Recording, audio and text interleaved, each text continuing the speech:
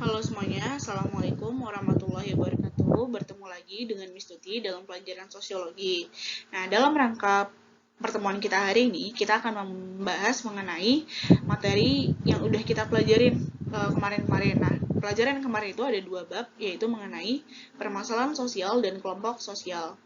Nah, hari ini dalam review akan Miss beritahu bahwa dalam PTS nanti akan ada 30 soal dalam bentuk pilihan ganda dan kebanyakan itu mengenai aplikasi dalam dua materi tadi. Nah, jadi dalam review kali ini, Miss akan menyampaikan review mengenai teorinya dulu, dan kemudian untuk pertemuan berikutnya akan kita bahas mengenai aplikasinya melalui Zoom. Jadi, sebelum berpanjang lebar, mari kita bahas yang pertama, kita akan bahas mengenai definisi dari kelompok sosial. Jadi, kelompok sosial itu adalah sebuah kumpulan masyarakat yang di dalamnya terdapat hubungan timbal balik antara anggota yang satu dengan anggota lainnya, dan dapat mengakibatkan tumbuhnya perasaan. Perasaan seperti apa? Bisa perasaan saling memiliki, perasaan saling menyayangi, dan lain-lain. Bentuk kelompok sosial. Nah, bentuk kelompok sosial ini ada banyak. Yang kita bahas di sini dulu adalah mengenai membership group dan reference group. Apa sih membership group? Nah, member itu adalah anggota. Anggota dalam grup. Nah, jadi mudahnya adalah membership group ini secara fisik, kamu memang merupakan bagian dari kelompok tersebut, dan kamu menyadari bahwa kamu juga merupakan bagian dari kelompok tersebut. Jadi secara fisik kamu memang ada di situ dan kamu juga diakui merupakan anggota dari kelompok tersebut. Nah, kalau misalnya reference group ini adalah kamu menjadikan kelompok lain sebagai acuan untuk dirimu atau kelompokmu. Jadi, kamu secara fisik bukan bagian dari kelompok tersebut, tetapi kamu menjadikan kelompok tersebut sebagai acuan untuk kelompokmu nantinya. Semoga paham. Bahas mengenai ada kolektiva, kategori sosial, kerumunan, dan publik. Apa sih bedanya? Nah, yang nanti keluar di PTS hanya mengenai kerumunan dan publik. Kolektiva dan kategori sosial tidak munculkan di dalam soal. Jadi kita hanya bahas mengenai kerumunan dan publik. Kerumunan ini apa sih? Nah, kerumunan adalah sejumlah orang yang berada di suatu tempat yang sama karena sesuatu yang menarik perhatian bersama. Lalu publik adalah sejumlah orang yang memiliki perhatian pada hal yang sama, interaksinya bersifat tidak langsung, yaitu melalui saluran komunikasi berupa TV, radio, surat kabar, ataupun media sosial. Jadi kalau ditanya kerumunan misalnya, kerumunan itu apa? Jadi kerumunan itu adalah orang yang berkerumun atau orang yang berkumpul dalam satu tempat yang sama karena ada sesuatu hal yang menarik perhatian mereka. Misalnya, kamu melihat kebakaran, terus kemudian kamu dan teman-temanmu nontonin kebakaran. Atau ada orang lain juga yang berkumpul di situ, padahal kalian tidak saling kenal, tapi atensi kamu pada hal yang sama, yaitu kebakaran tadi. Nah, itu disebut sebagai kerumunan. Lalu ada publik. Apa sih publik? Nah, publik tadi adalah orang yang punya perhatian juga pada hal yang sama, tapi interaksinya tidak langsung. Contohnya adalah kamu nonton televisi. Nah, itu adalah bentuk dari publik. Lalu mengenai ciri patembayan dan paguyuban. Apa sih bedanya patembayan dan paguyuban? Nah, patembayan disebut sebagai Gemeinschaft. Patembayan disebut sebagai Gesellschaft, sementara paguyuban disebut sebagai Gemeinschaft. Nah, sebagai cirinya, ciri dari patembayan adalah jangka waktunya pendek, solidaritasnya mekanik, dan ikatannya bersifat sementara. Lalu ada paguyuban, cirinya adalah jangka waktunya lama, solidaritasnya organik, dan ikatannya lebih kekal dan abadi.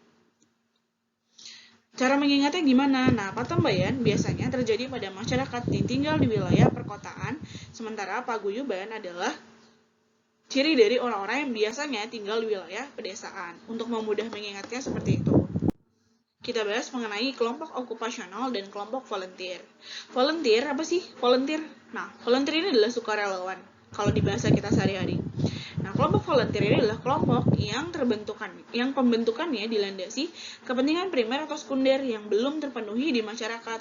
Kepentingannya kayak apa gitu. Nah, mari kita bahas. Nah, jadi kelompok volunteer ini terbentuk karena ada kebutuhan kita yang belum tercukupi. Misal, rumah sakit saat ini misalnya banyak banget yang kehabisan kamar atau apapun gitu. Nah, kemudian misalnya banyak orang susah yang gak bisa berobat. Nah, kemudian ada misalnya beberapa lembaga yang menyediakan pengobatan gratis. Nah, itu adalah termasuk dari kelompok volunteer. Nah, lalu ada kelompok okupasional. Okupasional ini adalah kelompok ikatan profesi yang memiliki kode etik dan mendapatkan perhatian dari masyarakat. Contohnya apa? Nah, contohnya adalah Ikatan Dokter Indonesia, di mana dalam kelompok Ikatan Dokter Indonesia itu ada kode etiknya. mengenai si dokter tadi. Nah, kemudian orang-orang yang berada di dalam ini diharapkan sikapnya bisa merepresentasikan dari kode etik yang ada di dalam kelompok tadi. Kita bahas mengenai bentuk dari Gemeinschaft atau paguyuban. Nah, Gemeinschaft ini ada 3 bentuk. Ada by blood, by place, dan by mind. Apa sih bedanya? Nah, by blood artinya darah. Berarti orang yang membentuk paguyuban tadi karena adanya hubungan darah. Contohnya apa? Nah, contohnya misalnya keluarga Bapak A misalnya. Nah, jadi keturunan dari Bapak A ini membentuk paguyuban. Nah, itu disebut sebagai paguyuban by blood. Nah, kemudian ada paguyuban by place. By place ini biasanya karena tempat. Nah, paguyuban by place biasanya karena kesamaan tempat. Misalnya kamu kerja di perusahaan C gitu. Nah, kemudian kamu dan teman-temanmu bersama-sama membentuk sebuah kelompok yang didasari karena kesamaan tempat pekerjaan. Nah, itu disebut sebagai paguyuban by place. Nah, yang terakhir ada paguyuban by mind. Apa sih by mind tadi? Nah, by mind ini adalah kelompok yang terbentuk karena kesamaan pemikiran atau ideologi. Kita bahas mengenai bentuk-bentuk konflik. Ada begitu banyak bentuk konflik. Nah, yang akan dikeluarkan dalam PTS ini kurang lebih ada 3 ini. Ada konflik etnis, konflik agama, dan konflik perebutan kekuasaan. Bentuknya beda-beda, tapi pada intinya mengakibatkan gini. Semua konflik itu punya akibat yang sama. Konfliknya ini bisa menimbulkan rasa tidak suka, kebencian, dan in-group feeling yang sangat kuat terhadap kelompok sesamanya. Apa in-group feeling dan out-group feeling itu? Nah, in-group feeling ini adalah perasaan yang lahir ketika kamu berada di dalam kelompok-kelompokmu sendiri. Rasa yang lahir itu bisa berupa rasa apa? Ada rasa kasih sayang, rasa saling menyayangi, rasa ingin melindungi. Nah, itu adalah rasa in-group feeling. Nah, kemudian ada rasa out-group feeling. Out-group feeling itu adalah sebuah perasaan yang muncul ketika kamu bertemu dengan orang-orang di luar dari kelompok kamu. Contohnya apa out-group feeling? Nah, contoh dari out-group feeling adalah rasa tidak suka, rasa kebencian, dan rasa ingin menghancurkan. Nah, jadi gitu ya, bentuk konflik itu ada banyak. Walaupun begitu banyaknya konflik, semua akan mengakibatkan munculnya in-group feeling dan out-group feeling. Kita bahas mengenai dampak permasalahan sosial. Nah, jadi dalam dampak permasalahan sosial di sini ada 4, tapi singkat jadi 3 aja. Nah, yang pertama adalah keadilan sosial. Ketidakadilan sosial. Nah, ketidakadilan sosial ini berkaitan dengan perilaku sewenang-wenang di mana pelaksanaan hak dan kewajiban di sini tidak seimbang. Misalnya, kamu bekerja 10, sementara hak yang kamu terima hanya 4. Idealnya ketika kamu bekerja menjalankan kewajiban kamu 10, maka hak yang kamu terima harusnya 10 juga. Tetapi ketika kamu mendapatkan hak kamu hanya 4, sementara kewajiban kamu 10, maka kamu disebut diberikan perilaku yang sewenang-wenang. Nah, lalu ada kesenjangan. Nah, kesenjangan ini adalah tidak meratanya pembangunan dan pendekatan pembangunan yang tidak adil.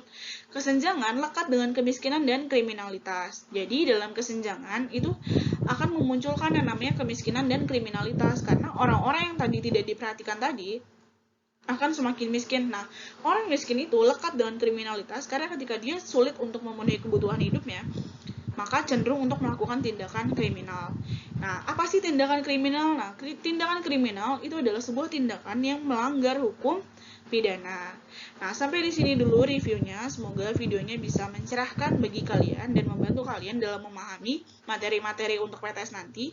Semoga ilmunya berkah bagi kalian dan semoga nilai PTS-nya 100. Assalamualaikum warahmatullahi wabarakatuh.